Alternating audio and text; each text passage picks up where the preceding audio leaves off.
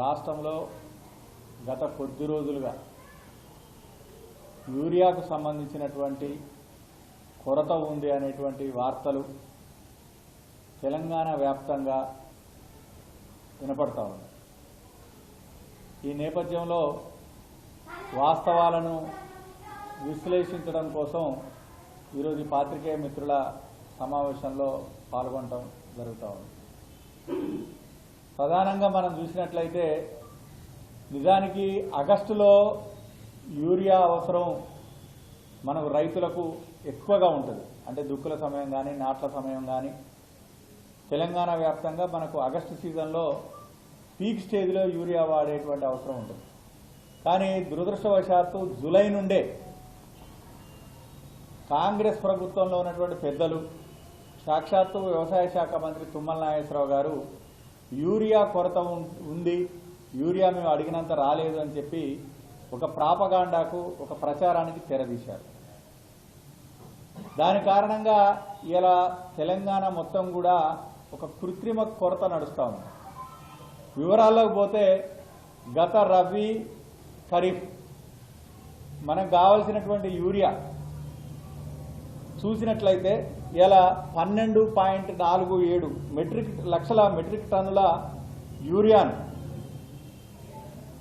కేంద్రం సరఫరా చేస్తే అందులో 10,43,00,000 మెట్రిక్ టన్నులు గత సంవత్సరం యూరియాను రాష్ట్ర ప్రభుత్వం విక్రయించింది. అంటే 2 లక్షల మెట్రిక్ టన్నుల యూరియా ఓపెనింగ్ స్టాక్తో మనం స్టార్ట్ అయింది. ఈ సంవత్సరానికి అంటే కేంద్రము రాష్ట్రాలకు అవసరమైనటువంటి యూరియా నిర్దేశించుకున్నటువంటి లక్ష్యాల మేరకు ఎక్కడ కూడా ఇబ్బంది కలగకుండా ఇలా అంతర్జాతీయ ఉద్రిక్త వాతావరణంలో ఉన్నప్పటికీ కూడా ఎర్ర సముద్రంలో మరి రవాణాలో ఉన్నటువంటి ఇబ్బందులు ఉన్నప్పటికీ కూడా ఏ రాష్ట్రానికి రైతులకు ఇబ్బంది కలగకూడదు అనేటువంటి ఉద్దేశంతో నరేంద్ర మోడీ గారి ప్రభుత్వము యూరియాను ఒక క్రమ పద్ధతిలో అన్ని రాష్ట్రాలకు సప్లై చేస్తున్నప్పటికీ కూడా తెలంగాణలో కేవలము రాజకీయ దురుద్దేశంతో కూడినటువంటి బురద జల్లేటువంటి రాజకీయాలు నడుస్తూ ఉన్నాయి. ఎంత దురదృష్టం అంటే ఈ రోజున ఇప్పుడు మన సొంత జిల్లా తుమ్మల నాగేశ్వరరావు గారు వ్యవసాయ శాఖ మంత్రిగా ఉన్నారు. తన సొంత జిల్లాలో ఒక్కసారి పరిస్థితి కనుక చూస్తే ఇక్కడ వ్యవసాయ విస్తీర్ణం పంట ఏం పెరగలే. గత సంవత్సరానికి ఇప్పటికీ పంట విస్తీర్ణంలో ఏ మార్పు రాలేదు. కానీ గత ఆగస్టు నాటికి ఈ ఆగస్టు నాటికి యూరియా వాడకం కనుక చూస్తే దాదాపు 3,000 టన్నుల యూరియాను అదనంగా ఇప్పటికే విక్రయించినట్లుగా వ్యవసాయ శాఖ అధికారులు అధికారికంగా లెక్కలు చెప్తా ఉన్నారు. నేను ఈ పాత్రికేయ మిత్రుల ద్వారా, ఎలక్ట్రానిక్ మీడియా ద్వారా తుమ్మల నాగేశ్వరరావు గారిని అడుగుతా ఉన్నా, మన ఖమ్మం జిల్లాలోనే పంట విస్తీర్ణం మారకుండా గత ఆగస్టు నాటికి ఇప్పటికీ 3,000 టన్నులకు పైగా యూరియాను అదనంగా రైతులకు విక్రయించినామంటే ఈ యూరియా అంతా ఎక్కడికి పోయింది? ఎవరి ఇళ్లలో ఉంది? అంటే బ్లాక్ మార్కెట్ మాఫియా చేతిలో ఉందా? అవసరం లేకపోయిన ఇళ్లలో కొని పెట్టుకున్నారా? ఏందందా నడుస్తూ ఉంది రాష్ట్రంలో? నేను వ్యవసాయ శాఖ మంత్రి తుమ్మల నాగేశ్వరరావు గారిని అడుగుతా ఉన్నా. ఈరోజు కేవలము గోబెల్స్ ప్రచారం ప్రారంభం చేసి అనవసరమైనటువంటి ఆందోళన రైతులలో రేకెత్తించడం వల్ల అవసరం ఉన్నా లేకపోయినా కొని ఇంట్లో పెట్టుకుంటే బెటర్ అనేటువంటి ఆలోచన ఒకటి తీసుకొచ్చారు. రెండోది, ఎప్పుడు కాంగ్రెస్ ప్రభుత్వం అధికారంలోకి వచ్చినా చూడండి, అప్పుడు బ్లాక్ మార్కెట్, మాఫియా మార్కెట్, ఈ దొంగ ఎక్కువ రేట్లకు అమ్మేటువంటి వ్యాపారస్తులందరూ కూడా పురివిప్పు నాట్యం చేస్తారు. ఇలా జరుగుతున్నది ఏంటి? రాష్ట్రంలో బ్లాక్ మార్కెట్ను కట్టడి చేయలేకపోతా ఉన్నారు. ఒక్కసారి మనం పరిశీలిస్తే అంతర్జాతీయ మార్కెట్లో అనేక రెట్లు అంతర్జాతీయ మార్కెట్లో రసాయనిక ఎరువుల ధరలు పెరిగినప్పటికీ కూడా ఇలా యూరియా బస్తాను 266 రూపాయలకు ఇలా నరేంద్ర మోడీ గారి ప్రభుత్వం రైతులకు ఇస్తా ఉంది. మీరు ఒక్కసారి పాత్రికేయ మిత్రుల్ని అడుగుతా ఉన్నా, మీరు గూగుల్లో పోయి చూడండి. కేంద్ర ప్రభుత్వం ఒక యూరియా బస్తాకు ఎంత సబ్సిడీ భరిస్తున్నదని మీరు చూస్తే మీకు అర్థమవుతుంది.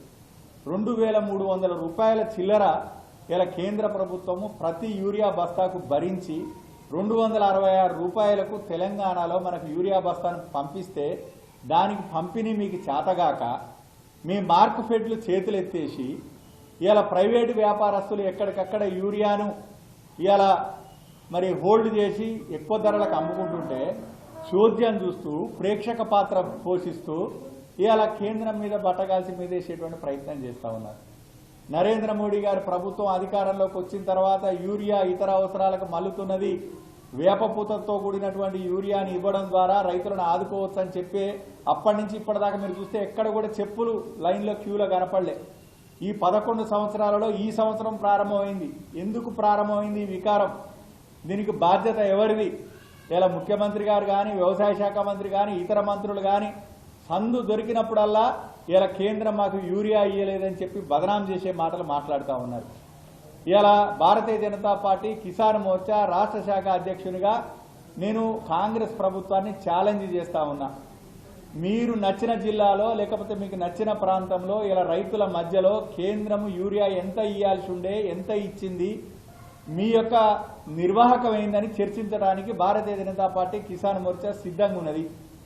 ఈ సవాల్ని తుమ్మల నాగేశ్వరరావు గారు స్వీకరిస్తారా అని చెప్పి నేను ఈ పాత్రికేయ సమావేశం నుంచి అడుగుతా ఉన్నా. ఇవాళ మన ఖమ్మం జిల్లాలో అంటే డివైడెడ్ ఖమ్మం జిల్లాలో పంట విస్తీర్ణంలో ఎటువంటి మార్పులు లేకపోయినా గత ఆగస్టు కంటే ఇప్పటికే యూరియాని ఎక్కువగా మనం రైతులకు విక్రయించామా లేదా, ఈ విషయానికి తుమ్మల నాగేశ్వరరావు గారు సమాధానం చెప్పాలని చెప్పి నేను అడుగుతా ఉన్నా. యూరియా కొరత అని మాట్లాడతారు. ఎక్కడి నుంచి వచ్చింది, ఎందుకు వచ్చింది ఈ యూరియా కొరత? ఇవాళ 266 రూపాయలకే యూరియా బస్తాను కేంద్ర ప్రభుత్వం అందిస్తూ ఉంటే ఇలా 60-40 రేషియో అంటే మార్కెట్ల ద్వారా సొసైటీల ద్వారా ఒక 60% అమ్మాలని, ఒక 40% ప్రైవేట్ వ్యాపారస్తుల ద్వారా అమ్మాలని మీరు లక్ష్యాలు పెట్టుకున్నారు. ఇలా జరుగుతున్నది ఏంది? ప్రైవేటు వ్యాపారస్తుల దగ్గరికి ఎక్కడ కూడా పోయి కొనుక్కోవడానికి రైతు ఎందుకు సిద్ధంగా లేడు? ఇలా కారణాలకు పోయి విశ్లేషిస్తే జరుగుతున్నది ఏంటంటే ఇలా ట్రాన్స్పోర్ట్ కూడా రాష్ట్ర ప్రభుత్వం వాళ్ళకి అండగా నిలబడకపోవడం వల్ల, వాళ్ళకి అదనంగా ట్రాన్స్పోర్ట్ భారం అవ్వడం వల్ల ఇలా వాళ్ళు 100 రూపాయలు 50 రూపాయలు మేము పెంచి అమ్ముతే తప్ప మాకు గిట్టదని చెప్పి ఇలా ప్రైవేట్ వ్యాపారస్తులు, యూరియా అమ్ముతున్నటువంటి వ్యాపారస్తులు చెప్తా ఉన్నారు. అంటే ఒక పక్కన మీకు బ్లాక్ మార్కెట్ని కానీ లేకపోతే ఈ యొక్క జరుగుతున్న పొరపాట్లను కానీ సరిచేసేటువంటి వ్యవస్థ మీకు లేదు. మీ మార్కెట్ల మీద మీకు కంట్రోల్ లేదు. ఇలా సొసైటీలో కూడా ఎక్కడ మొత్తం రాజకీయాలే. ఎక్కడ ఎవరికి అవసరం ఉన్న యూరియా ఎంత, అసలు రైతు వస్తుందా, ఎవరి దగ్గరికి పోతుందని చూసుకొని అమ్ముకుంటే ఈ రకమైనటువంటి ప్రాబ్లం ఎందుకు వస్తుంది? ఈరోజు 2 లక్షల మెట్రిక్ టన్నులకు పైగా బఫర్ స్టాక్తోని తెలంగాణ మరి యూరియా పరిస్థితి ఉంటే ఈరోజు ఎందుకు ఈ కృత్రిమ కొరత వచ్చిందో ఇలా మీ వైఫల్యం కాదా ఇదని చెప్పి బీజేపీ కిసాన్ మోర్చా పక్షాన నేను అడుగుతా ఉన్నా. ఇలా పూర్తిగా రాష్ట్రంలో ఏం నడుస్తూ ఉందంటే మీ యొక్క ప్రభుత్వ వైఫల్యాలు, రైతులకు మీరు ఇచ్చినటువంటి హామీల నుంచి పూర్తిగా వైఫల్యం చెంది ఆ హామీలను అమలు చేయలేక ఏదో ఒక రకంత నెపంతో ఇలా నరేంద్ర మోడీ గారి ప్రభుత్వం మీద మీరు బురద జల్లాలని ప్రయత్నం చేస్తే ఇవాళ బీజేపీ నాయకులుగా, రైతు నాయకులుగా మేము సిద్ధంగా ఉన్నాం, లెక్కలతో సిద్ధంగా ఉన్నాం. నేను కాంగ్రెస్ నాయకులకు కూడా సవాల్ చేస్తా ఉన్నా. అసలు యూరియా మనకు ఎంత అవసరం అవుతుంది, ఇప్పటిదాకా ఎంత యూరియా వచ్చింది, షెడ్యూల్ ప్రకారం ఆగస్టు లోపు మనకు ఎంత యూరియా కావాలనేటువంటి విషయాల్లో లెక్కలతో సహా మేము చెప్పడానికి సిద్ధంగా ఉన్నాం. కాంగ్రెస్ ప్రభుత్వం నుంచి ఎవరు సిద్ధంగా ఉన్నారో ఇలా గాంధీ భవన్ నుంచి మరి పిసిసి అధ్యక్షుడు మహేష్ కుమార్ గౌడ్ గారు నిర్ణయం చేస్తారా, లేకపోతే తుమ్మల నాగేశ్వరరావు గారు వ్యవసాయ శాఖ మంత్రిగా నిర్ణయం చేస్తాడా? మీరు ప్రతినిధి బృందాన్ని తయారు చేయండి. ఇలా రైతుల పక్షాన, రైతుల మధ్యలో మనం చర్చించడానికి సిద్ధంగా ఉన్నామని చెప్పి సందర్భంగా నేను తెలియజేస్తా ఉన్నా. ఇలా నరేంద్ర మోడీ గారి ప్రభుత్వం వచ్చిన దగ్గర నుంచి కూడా ఇలా రైతులకు ఎటువంటి ఇబ్బందులు కలగకూడదనే ఉద్దేశంతో వేపపూతతోని యూరియాని పంపించడమే కాదు, దక్షిణ భారతదేశానికే తలమానికంగా ఉన్నటువంటి రామగుండం ఎరువుల కర్మాగారాన్ని 6,000 కోట్ల రూపాయలతోని పునరుద్ధరించి ఇలా మొత్తం కూడా దేశంలో ఎక్కడ కూడా యూరియా అసౌకర్యం రావద్దు, అంతర్జాతీయంగా మనం యూరియాని దిగుమతి చేసుకుంటున్నప్పటికీ కూడా స్వదేశంలో కూడా యూరియా అనేది మనం తయారు చేసుకోవడం అవసరం అని చెప్పి రైతుల ప్రధాని నరేంద్ర మోడీ గారు నిత్యం రైతుల కోసం పరితపిస్తూ ఉంటే మీరేం చేస్తూ ఉన్నారు? గోబెల్స్ ప్రచారం చేస్తూ ఉన్నారు. ఇలా పూర్తిగా యూరియా విషయంలో కాంగ్రెస్ ప్రభుత్వం చేస్తున్నది రామాయణంలో పిడకల వేట. ఇలా ఎక్కడ కూడా ప్రతి నాయకుడు రోడ్డు మీదకి వచ్చి ఇన్ని లక్షలు కావాలి, అసలు మీకు యూరియా ఎంత కావాలో తెలియదు, దాని రిక్వైర్మెంట్ ఎంత కావాలో తెలియదు. యూరియా లేదు. ఎందుకు లేదు యూరియా? ఎక్కడికి పోయింది యూరియా? ఇలా ఖమ్మం జిల్లాలో ఇప్పటికే అదనంగా 3,000 టన్నులకు పైగా అమ్మినటువంటి యూరియా ఎవరి ఇళ్లలో ఉన్నది? ఏమైపోయింది నీ టాస్క్ ఫోర్సు? ఏమైపోయింది నీ మానిటరింగు? ఇలా విస్తీర్ణం పెరగకుండా యూరియా ఎందుకు మరి రైతుల దగ్గరికి పోయింది? ఇది ఎక్కడ హోల్డ్ చేయబడ్డది? దీని మీద ఇలా వ్యవసాయ శాఖ మంత్రి నేతృత్వం వహిస్తున్నటువంటి ఈ జిల్లాలో ఇలా తుమ్మల నాగేశ్వరరావు గారు దీని మీద సమాధానం చెప్పాల్సినటువంటి అవసరం ఉంది.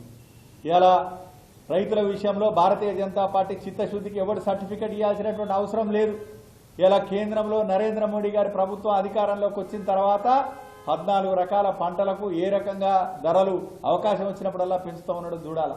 ఇలా మన్మోహన్ సింగ్ గారి ప్రభుత్వంలో యూపీఏ 1లో యూపీఏ 2లో ఉన్నటువంటి వడ్ల ధర ఇవాళ ఎంతుంది, అయ్యాల ఎంతుంది, మొక్కజొన్నల ధర ఎంతుంది, పెసల ధర ఎంతుంది, పసుపు ధర ఎంతుంది, కందుల ధర ఎంతుంది. మీరు ఏ పంట తీసుకున్నా కూడా ఇలా 14 రకాల పంటలకు గణనీయంగా ధరలు పెంచి ఇలా రైతులకు అండగా నిలబడుతున్నది నరేంద్ర మోడీ గారి ప్రభుత్వం. రైతుల విషయంలో మీకేం చిత్తశుద్ధి ఉన్నది? ఇలా దేశవ్యాప్తంగా విస్తీర్ణంతో సంబంధం లేకుండా 10 కోట్ల మంది రైతులకు ఇలా 3 సార్లు 3 రెండ్లు 6,000 రూపాయలు ఇచ్చి ఆదుకుంటున్నది కిసాన్ సమ్మాన్ నిధి కింద ఇలా నరేంద్ర మోడీ గారి ప్రభుత్వం అనేటువంటి విషయాన్ని మనం గుర్తుంచుకోవాల్సినటువంటి అవసరం ఉంది. అరే నీ ప్రభుత్వం వచ్చి ఇప్పుడు 2 సంవత్సరాలు గడుస్తూ ఉంది, ఇంతవరకు పంటల బీమా దిక్కులేదు. నరేంద్ర మోడీ గారి ప్రభుత్వం అతివృష్టి వస్తే అనావృష్టి వస్తే చీడొస్తే పీడొస్తే ఆదుకోవాలి, రైతులకు కూడా మరి పంటలకు బీమా ఉండాలని చెప్పి దేశవ్యాప్తంగా ప్రధానమంత్రి పంటల బీమా పథకాన్ని తీసుకొస్తే తెలంగాణలో కేసీఆర్ అమలు చేయలేదు. అదే బాటలో రేవంత్ రెడ్డి ప్రభుత్వం కూడా నడుస్తూ ఉంది. మీరు పోనీ రాష్ట్రంలో ఏదైనా ఒక పంటల బీమా యోజన కోసం ప్రయత్నం చేశారా? ఇంతవరకు లేదు.